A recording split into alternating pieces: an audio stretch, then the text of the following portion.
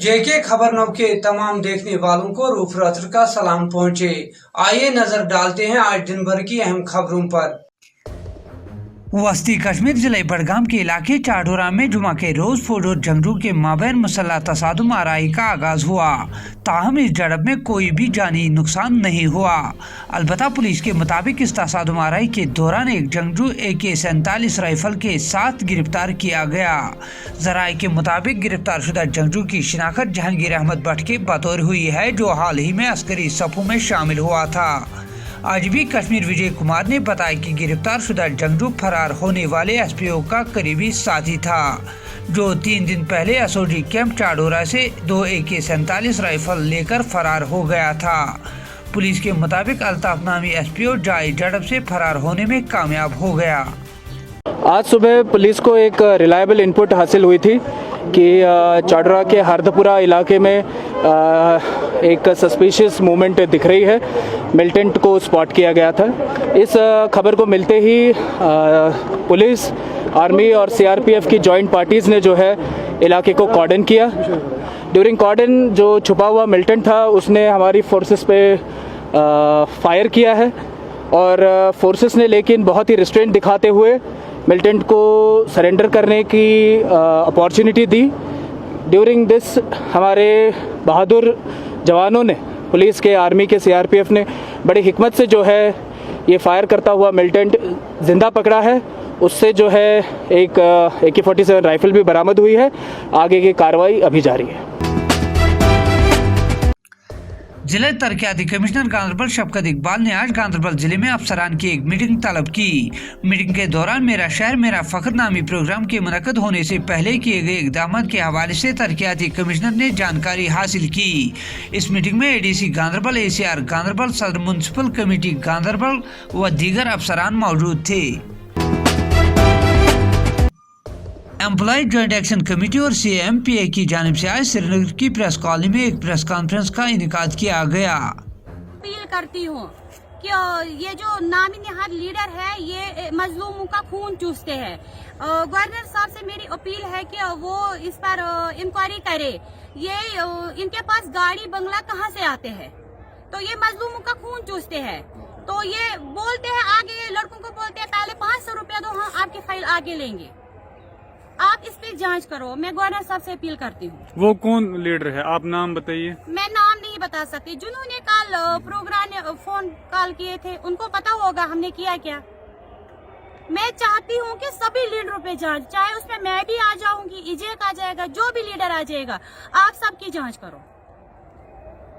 Governor साहब को कि उनके घर में 10-10, 15-15 लड़के कैजुअल लेबर है। जो जेन्युइन है उनको साइड में रखा गया है, जो है ही नहीं जेन्युइन उनको आगे किया। किन के घर में लड़के हैं काम? सभी लीडरों के घर में। आप करो ना, सभी लीडरों के जांच पड़ताल करो ना। आप, मेरी अपील है गवर्नर साहब से। पहले पता नहीं क्या काम करते थे, आज उनके पास 3-3 गाड़ियां कहाँ से आए, बंगले कहाँ से आए हैं। आप नाम बताइए, अगर आपको पता है तो नाम बताइए। उनको पता होगा, मैं नाम नहीं बोल सकती। उनको पता है, चाहे इसमें मैं भी आ जाऊंगी। गवर्नर साहब मुझ पर भी जांच करे। मेरे पास क्या है, मैं एक कैजुअल लेबर हूँ, मुझे 6,700 रुपया बच्चा। जब मैं बच्चों की फीस नहीं भर सकती हूँ तो मेरे पास गाड़ियाँ कहाँ से आएंगी? जब गवर्नमेंट को पता है तो वो क्यों नहीं जांच पड़ताल कर रही है? अब मैं करती हूँ ना अपील। अभी शायद उनको पता ही नहीं होगा। मैं CBI से भी अपील करती हूँ, वो भी इस मामले में थोड़ा सा इंक्वायरी करे। सर, मेरा नाम मोहम्मद इरशाद बिजरान है। मैं कंपा एसोसिएशन वाच एंड वार्ड का वाइस प्रेसिडेंट जम्मू हूँ। तो सर, कल जो नामनिहाल लीडरों ने कुछ फोन इन प्रोग्राम पे बोला है, मैं गुजारिश करना चाहता हूँ मीडिया से कि वो अपने गुरबान में खुद झांक कर देखें कि जब SRO 520 PDP की सरकार असीब द्राबू साहब ने बनाया था यहाँ पे, तो तब कंपा उसमें से बाहर रखी गई थी। ये तो लड्डू वहाँ उनको खिला रहे थे, तब कंपा का जिक्र क्यों नहीं किया गया? आज वो किसी पे उंगली उठाते हैं कि कंपा का ये नहीं है। तब उनने तब वो आसिफ दराबू साहब को महले पहना रहे थे, वहाँ लड्डू खिला रहे थे, तब कंपा वहाँ पे कंपा का जिक्र क्यों नहीं किया गया? तब तो कंपा SRO 520 से बाहर थी, तब इनको कंपा के बारे में बोलना चाहिए था, SRO 520 में लाना चाहिए था। आज ये किसी पे अंगली उठाते हैं, तब ये कहाँ सोए हुए थे? आज इनके पास गाड़ियां हैं, बंगले हैं, जम्मू में इनके पास फ्लाइट है। एक कैजुअल लेबर के पास ये इतनी प्रॉपर्टी कहाँ से आती है? मैं गुजारिश करता हूँ जनाब LG साहब से भी और तमाम जितनी भी एजेंसी हैं कि इनकी जांच की जाए, जितने भी जो भी हैं इसमें मुलज़्ज़म पाया जाए, उनके खिलाफ कानूनी कार्रवाई की जाए। आप बोल रहे हैं कि कैजुअल लेबर के पास इतनी प्रॉपर्टी है, अगर आपको पता है तो आप नाम क्यों नहीं बोल रहे? जो लोग खुद मीडिया पे बयान देते हैं कि ये इस तरह से है, तो उन लोगों को, वो एजेंसियों को खुद पता है कि वो नाम या लीडर कौन लोग हैं, उनके खिलाफ कार्रवाई की जाए, उनको खुद। जिला इंतजामिया शुपियां ने NIC के साथ ताउन करके हुकूमत के अमल में शफाफियत और एहतिसाब लाने के लिए शफाफी पोर्टल कायम किया, जिसका मतलब जो जिला शुपियां में हो रहे कामों के बारे में मुकम्मल मामलात फराहम करेगा। अगर कोई भी शख्स हुकूमत के कामों से राजी नहीं होता तो वो इस पोर्टल के जरिए काम के खिलाफ शिकायत कर सकता है, जिससे आला हुकाम को पता चलेगा और मुनासिब वक्त पर कार्रवाई की जाएगी। एक पहली बार एक खुशाइंदा कदम है कि हमारे डिस्ट्रिक्ट में ये पोर्टल खोला गया, जिसमें आवाम ने एक राहत की सांस ली, क्योंकि इसमें हमें पता लग जाएगा कि हमारे डिस्ट्रिक्ट में कौन कौन से काम हो रहे हैं, कहाँ हो रहे हैं, किस तरह हो रहे हैं, और जहाँ भी कोई कमी होगी तो आवाम को ये मतलब मौका मिलेगा कि वो अपने शिकायतों को दर्ज कर सकते हैं और उसका फ़ायदा उठा सकते हैं। और इसमें बहुत बड़ी बात यह है कि जो ये पोर्टल खोला गया है, आपको पता है कि मतलब हमारे दफ्तरों का क्या हाल है, हमारे मतलब कामों का क्या हाल हुआ है। इसमें तो एक हमें तो ट्रांसपेरेंसी मिलेगी और अकाउंटेबिलिटी भी होगी। ये तो बिल्कुल बहुत अच्छा कदम है, इसकी हम सराहना करते हैं और लोगों से अपील करते हैं कि इस पोर्टल का भरपूर फ़ायदा उठाए। रिसेंटली LG साहब आए थे बैक टू विलेज में, उन्होंने हमारे इस शफाफियत पोर्टल का इनाग्रेशन किया, उनको काफ़ी पसंद आया। तो ये एक ऐसा इनिशिएटिव है, इसमें करप्शन को किसी हद तक हम रोक सकते हैं और डिस्ट्रिक्ट में जो भी काम हो रहे हैं उनको हम तेज़ी से मतलब बढ़ावा दे सकते हैं, उसको अंजाम तक पहुंचा सकते हैं। और इसमें एक आम बंदे को पता चल जाएगा कि एक उसके ग्राम पंचायत में, उसके कॉन्स्टिट्यूएंसी में या उसके गाँव में कौन से काम हो रहे हैं, कौन से पेंडिंग है और उन कामों पे क्या खर्चा आ रहा है, कितने फंड्स रिलीज हो चुके हैं और किस काम में फंड रिलीज नहीं हुआ है। तो इन शॉर्ट में बताऊंगा कि ये एक पोर्टल है, पब्लिक इंफॉर्मेशन पोर्टल है, जिसकी वजह से पब्लिक और एडमिनिस्ट्रेशन के बीच में एक बॉन्ड सा रहेगा काफ़ी हद तक। जो डिस्ट्रिक्ट लेवल पे काम हो रहा है तो उनका चुकुलाक बारामूला के मकामी लोगों ने आज बारामूला हंदवाड़ा सड़क पर महकमा जल शक्ति के खिलाफ जोरदार एहतजाज किया। लोगों ने इल्जाम आयद करते हुए कहा कि उन्हें 5 सालों से पीने के पानी से महरूम रखा गया। लोगों ने कहा कि अगरचे महकमा जल शक्ति के अफसरान ने 5 महीने पहले लोगों को यकीन दिलाया था कि उनके मसले को फिलफौर हल किया जाएगा, ताहम आज तक इस मसले पर कोई भी गौर खोज नहीं किया गया। लोगों ने मसले को फिलफौर हल करने की मांग की। करके रखा है, क्या वजह है?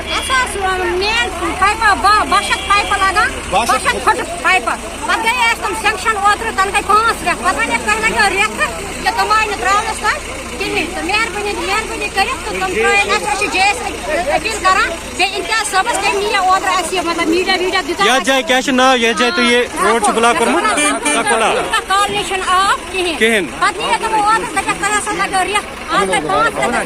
कोता टाइम गोता ये प्रॉब्लम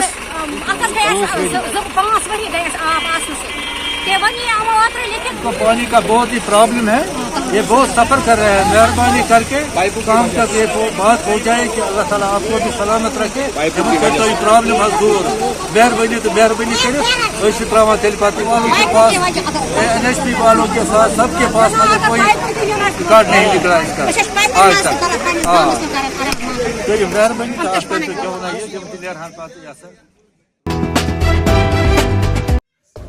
पुलिस ने वस्ती कश्मीर के जिले बड़गाम से जंगजू के 6 मददगारों को गिरफ्तार करने का दावा किया। जराये के मुताबिक इन अफराद से 6 गाड़ियों के अलावा काफी मोटरसाइकिल जब्त किए गए। जराये से मालूम होता है कि ये 6 मददगार हाईवे पर हमलों में मुलव्वस थे। ताहम अभी तक गिरफ्तार किए गए 6 नौजवानों की शिनाख्त नहीं हो पाई। किसी भी शहर में पीस बनाए रखने के लिए लोकल पुलिस को बहुत मेहनत करना।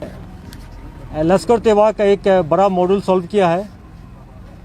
जैसा कि हम सब जानते हैं कि पीस को डिस्टर्ब करने में जितना रोल मिलिटेंट करने होता है उससे ज़्यादा होता है OGW का और मॉड्यूल्स में जो इन्वॉल्व लोग रहते हैं।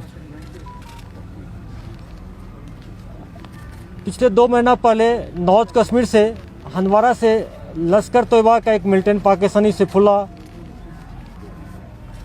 आते ही लगातार 4 कार्रवाई किए। सबसे पहले पुलिस का अटैक किया जिसमें हमारे आर्मर्ड के 2 जवान शहीद हो गए थे, एक वेपन स्नैचिंग हुआ था। उसके बाद फिर नए बाईपास पर CRPF 110 बटालियन के ROP पर अटैक किया था। हालांकि उसमें कोई इंजरी नहीं हुआ। पूरा में अटैक किया था CRPF पर, जो हमारे CRPF के जवान ऑफिसर फाइनल ड्यूटी पर थे, उसमें एक SI शहीद हो गए थे। इस मॉड्यूल का हिम्मत बढ़ता गया और 5 अक्टूबर पर चौथा अटैक किया जिसमें हमारे CRP के 2 शहीद हो गए, 3 जख्मी हो गए।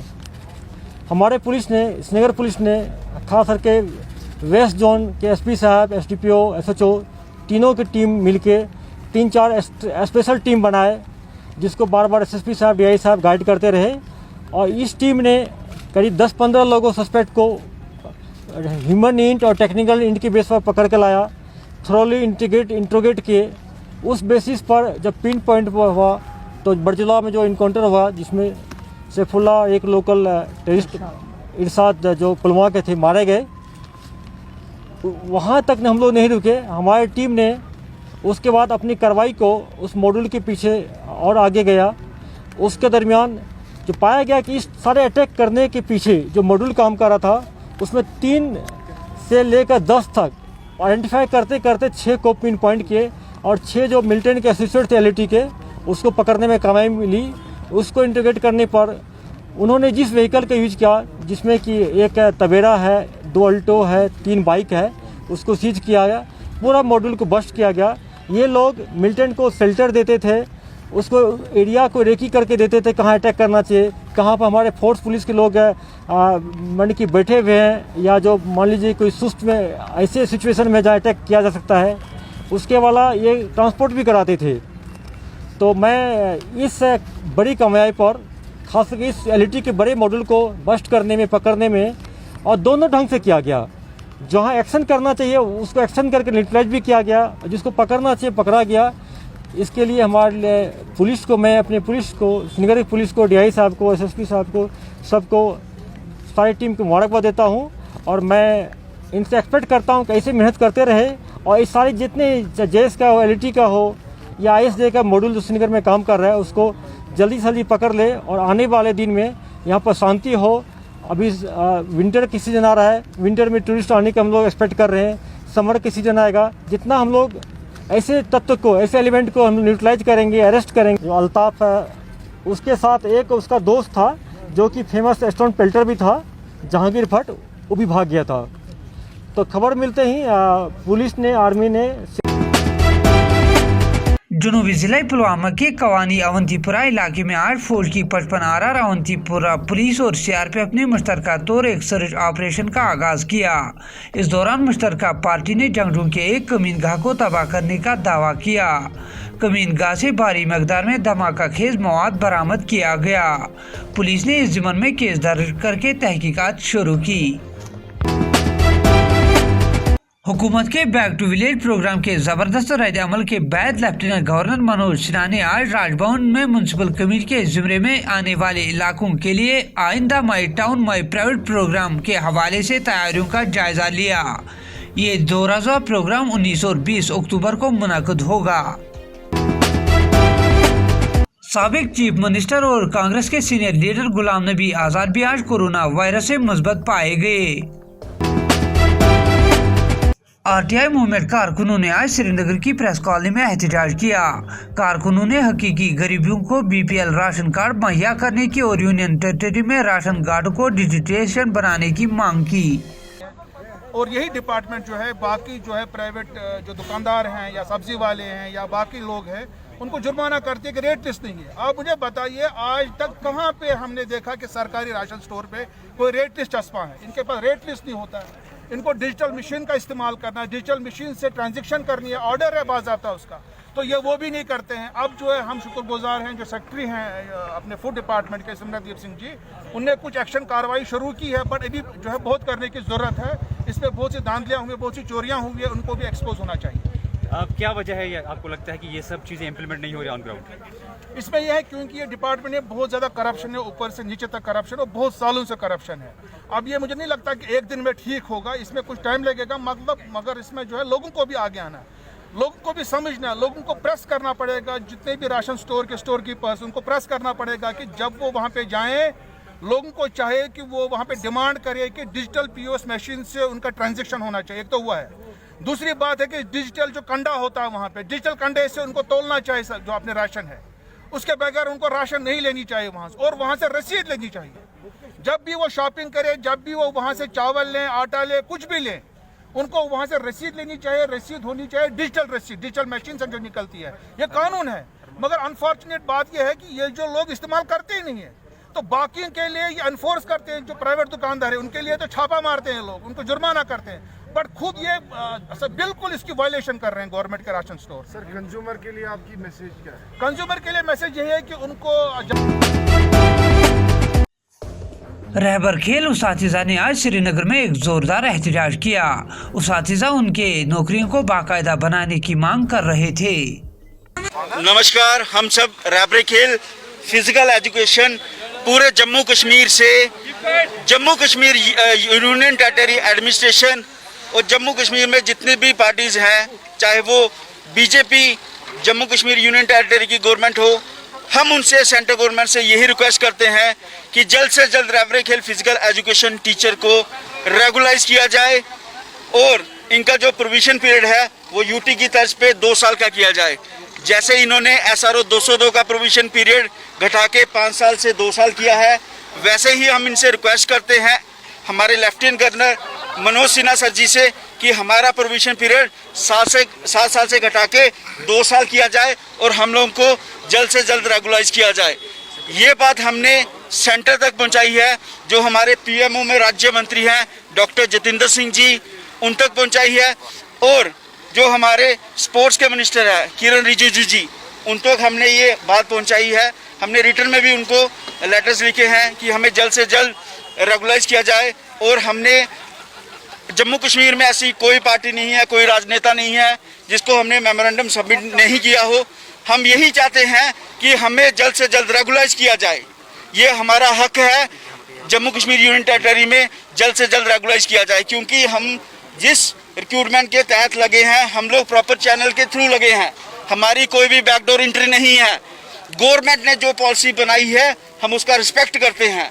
उन्होंने हमें एक अपॉर्चुनिटी दी, हमने उस अपॉर्चुनिटी को ग्रैब किया, हमने उसी के तहत लगे हैं, जिसमें हमारा इंटरव्यू हुआ है, हमारी जो मेरिट लिस्ट तैयार हुई है आपके मतलब कि डॉक्यूमेंट्स के आधार पे, तो उसमें जो DC साहब खुद चेयरमैन थे इंटरव्यू लेने के लिए। तो फिर आप ये समझ सकते हैं कि एक प्रॉपर चैनल के थ्रू, एक प्रॉपर लीगल प्रोसेस के थ्रू हम लोग लगे हैं। तो हम लोग यही डिमांड करते हैं कि हमें जल्द से जल्द रेगुलाइज किया। नेशनल कॉन्फ्रेंस के सूबाई सेक्रेटरी शेख बशीर अहमद ने कहा कि गुपकार अलमिया लोगों की एक तहरीक है और इसको अवामी तहरीक का नाम दिया गया। सियासी रहनुमाओं के बयानात सामने आ रहे हैं, आखिरकार क्यों ऐसा हो रहा है? जमहूरियत में तो डेमोक्रेसी, जमहूरियत में आज़ादी होती है बोलने की, एहतजाज करने वाले को हक है एहतजाज करे, और किसी के एहतजाज करने से कोई मसला हल नहीं होता जी। तो अगर वो एहतजाज कर रहे हैं तो उनका राइट है, एहतजाज करें। आखिर नेशनल कॉन्फ्रेंस पे इल्ज़ाम आयद किया जा रहा है कि ये पाकिस्तान की आड़ में ये सियासत करते हैं। ये जो लोग कहते हैं उनको एक्सप्लेन करना चाहिए कि किस फारूक अब्दुल्ला जब जनेवा में अपने मुल्क की वकालत कर रहा था तब वो पाकिस्तानी नहीं था, जब बहुत सी जगहों के ऊपर गया तब नहीं था। महबूबा मुफ्ती चीफ मिनिस्टर थी तब पाकिस्तानी नहीं थी वो। आज कैसे उनको ये लगा कि वो पाकिस्तानी है? तो इस वक्त गुपकार डिक्लेरेशन की क्यों ज़रूरत पड़ी 6 पार्टियों को एक ही? इसलिए ज़रूरत पड़ी कि जब एक कूप हो गया, कॉन्स्टिट्यूशनल कूप हो गया 5 अगस्त 2019 को, तो उसमें सब पार्टियों को लगा कि उनको कॉन्फिडेंस लिए बगैर, इस रियासत के लोगों को कॉन्फिडेंस लिए बगैर उनके साथ एक धोखा किया गया है। तो उसमें क्या बुरी बात है?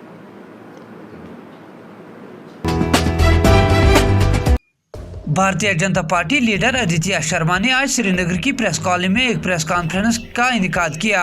इस दौरान लीडर ने गुपकार डिक्लेरेशन के हवाले से मीडिया के नुमाइंदों से बात करते हुए कहा, गुपकार डिक्लेरेशन पे बैठक चल रही है जम्मू में। अभी आपके अध्यक्ष जो हैं बीजेपी के, वो भी इस बैठक में। देखिए, मैं आपको एक बात बता दूं। पहली बात तो ये है कि 370 के बारे में जो वहाँ पर जो भी कल की मीटिंग इनकी हुई है, वो एक बेबुनियाद बात है कि 370 को आप दोबारा वो वापस लेकर आ सकते हैं। ऐसा कहीं हो नहीं सकता। और दूसरी बात, पूरे जम्मू कश्मीर की अगर पब्लिक की बात करें, चाहे जम्मू के हो चाहे कश्मीर के लोग हों, कोई भी इसके विरोध में नहीं है कि 370 आपने क्यों हटाया है। हाँ, कुछ ऐसी बातें हैं जो इम्प्लीमेंटेशन हम चाहते हैं कि जो बाकी जगहों पे है वो हमारे यहाँ पर भी कानून इम्प्लीमेंट हो। रही बात कि ये सिर्फ इनकी जो तानाशाही जो इतने सालों से चली आ रही थी, जिसकी वजह से मुझे कई दिन हो गए आज कश्मीर में घूमते हुए, आज भी उन लोगों की हालत कंडीशन वही है। जबकि हम जानते हैं कि पूरे हिंदुस्तान में सबसे ज्यादा पैसा कश्मीर में, जम्मू में आता है। अगर आता है तो वो जाता कहाँ है?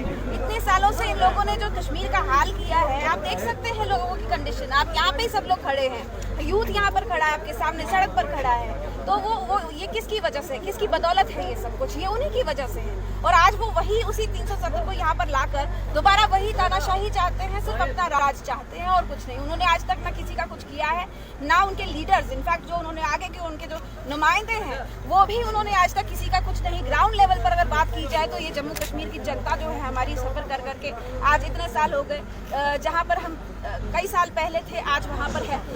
आप बात करें माइग्रेशन की, तो किसकी वजह से है? इन्हीं की वजह से थी। आप मुझे बताइए, यहाँ से कश्मीरी पंडित वहाँ पर जम्मू जा रहे हैं और हमारा चीफ मिनिस्टर फारूक अब्दुल्ला जी लंदन में जाकर बैठ गए हैं। वो कोई बात हुई? ये कहीं से भी फिजिबल लगता है? मतलब मजाक हो रहा है क्या यहाँ पर? उन्होंने मजाक समझ के रखा जम्मू कश्मीर में। तो बीजेपी का क्या स्टैंड रहेगा? अभी जिस तरीके से बैठक भी अभी चल रही है, तो क्या कुछ सामने आएगा इसके बारे में? देखिए, बैठक में मैं सिर्फ इतना ही कह सकती हूँ कि 370 वापस लाना तो नामुमकिन बात है। रही बात, उनको अगर चाइना पे ज़्यादा भरोसा है तो वो जा सकते हैं चाइना में। हमारे यहाँ से फ्लाइट्स जाती हैं, they can go over there. और अगर मुझे लगता है सबसे पहले उनको यहाँ की JKP जो है उनको छोड़ देना चाहिए। उनको वहीं पे जाकर सिक्योरिटी और प्रॉपर्टी मांगनी चाहिए। हमारे इंडिया के जो गवर्नमेंट प्रॉपर्टी खासकर हैं, अगर उनको उस पर यकीन नहीं है तो छोड़ देना चाहिए। और 370 किसी भी हालत में वापस नहीं आ सकता जम्मू कश्मीर में। इसके साथ ही दीजिए अपने मेजबान को कल तक के लिए इजाजत। आप जहां भी रहे खुश रहे, सलामत रहे और हमारी YouTube चैनल और Facebook पेज लाइक करना ना भूलिए।